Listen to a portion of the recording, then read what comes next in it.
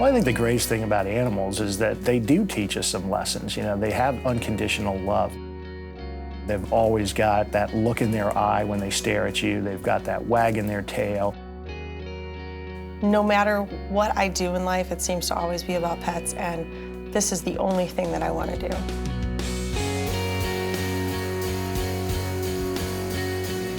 Cat volunteers tease me because I love the dogs. I tease the cat volunteers. We all have the same passion. We love what we do, and our reward is seeing that dog, cat, or critter going out the door. What really drives the Arizona Humane Society are the people behind it, both our staff and over 1,700 volunteers, that they have this compassionate spirit that comes through every day, this joy for the pets that they work with, and really carrying on the legacy of the Arizona Humane Society. It's not uncommon when someone has a break in the day for one of the employees to just go into a kennel and sit with a dog and pet it. I notice that almost every day where someone is going out of their way to do something sort of beyond their job to give them love and compassion. Our biggest challenge is really the number of homeless animals that come to the shelter every year. This past year was more than 46,000. 46,000 animals a year. That number is so difficult for people to comprehend. Unless you're here in it day in and day out, I don't think that someone understands really what 46,000 animals looks like. Once you realize how bad the problem is, then you can't close your eyes to it. I work in the admissions department. It's the front line where animals are brought into us in a variety of ways for a variety of reasons. From the minute our doors open in the morning, there's already a line of people, usually waiting to come in to surrender their animal. Most times, it's standing room only. This shelter is available to everybody who needs to surrender their animal.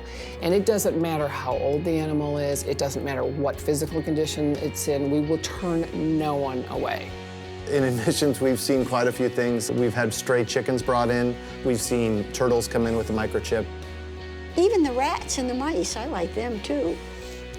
Some of them are so friendly. A lot of times my friends will say to me, how can you go in there and see all those dogs and all those cats? And it's really easy. I think this is one of the best places for a homeless animal to be. It's not a sad place, it's a happy place. They're treated with care, love, respect. From the minute they come in this door, every human they come in contact with loves animals. I do what I do because every time you rescue an animal or anytime you pull an animal out of a situation, that animal that you're saving is going to be keeping somebody's feet warm next winter, or some little kid's going to be playing with them at a park. And I think about that every case. We are the first responders to animal cruelty complaints in Phoenix. And it's a tough job. It's hard seeing what we see. The call came in for Rocky first thing in the morning, 8 a.m. I got to these people's house and found him passed out on their front stoop. He wasn't moving. He got to their front door and collapsed. On my way in, I called the hospital and said, I'm coming, here's what I've got. And they were waiting, and I was able to get him right in, and he went right into surgery.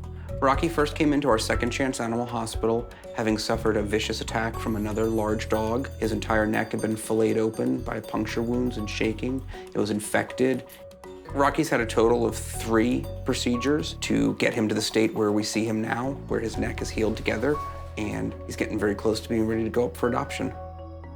We're providing the highest level of trauma care and rehabilitation in the Phoenix Valley. Rocky is not an isolated case. He is one of many, many, many that we save every year.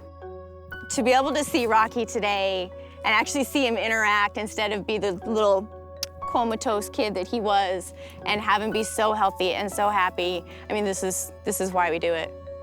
I'm gonna cry. We are growing dramatically. The fact that we can take on the number of animals that we take on a yearly basis and help as many as we do all comes down to the financial support that we get. When I come here, I get so much more back, so it's almost like they're rewarding me for being there, and to me, that's an awesome feeling. I know when I come here is for a purpose. I enjoy this. This kind of makes me whole.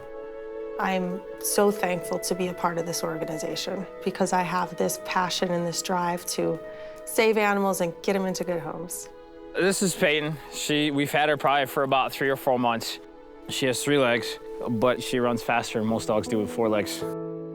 From what people said, she got thrown out of a car window. Someone that worked for the Humane Society happened to be on the highway that she got thrown out of the window on. When they took her into the hospital there, she had a broken leg, she had fractured teeth they had to extract, she had front legs that were all torn up. Matt and I had actually started looking at pit bulls. We went to go look for a dog, and I looked down in the kennel in the far right corner, and I see Peyton's little head peeking out with the cone on, and I read her story, and it was the saddest thing I've ever read. In that moment, when I found her in that kennel, I knew that she was the dog we were supposed to have. What more can you ask for? I mean, look at her. What more can you ask for? I wouldn't do anything else with my life. I think this is the most rewarding, the most challenging job that I will ever have. And I love the fact that the Humane Society gives me the opportunity to do what I love.